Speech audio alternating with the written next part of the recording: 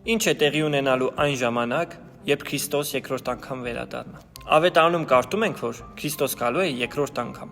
Բացվելու է երկինքը, երկնքում երևալու է մեր Տիրոջ նշանը, այսինքն խաչ, հնչելու է մեծ փողահարություն եւ գալու է Քրիստոս իր մեծ փառքով եւ հազարավոր սրբերով ու հրեշտակներով։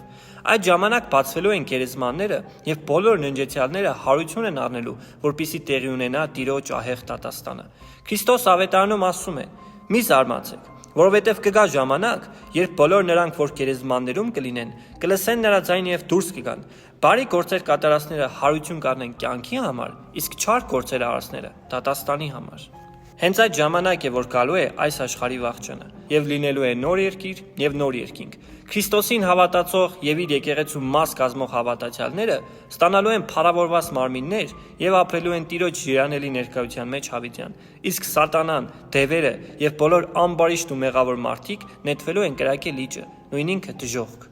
Դատաստանի ժամանակ մենք Աստծուն հաշիվ ենք տալու մեր ամեն քայլի, խոսքի եւ անգամ մտքի համար։ Այդ ժամանակ մեր փոխարեն խոսելու են մեր գործերը։ Եկեղեցու սուրբ հայրերը հաճախ են իրենց աղոթներում շեշտում, թե քո ահեղ դատաստանի երկյուղը ամեն ժամ պատկերիր աչքերիս առաջ, Տեր։ Եվ մենք նույնպես այդ օրինակին հետևելով ամեն բան անելուց առաջ եկեք հիշենք, որ մի օր կանգնելու ենք Տիրոջ ատյանի առջև։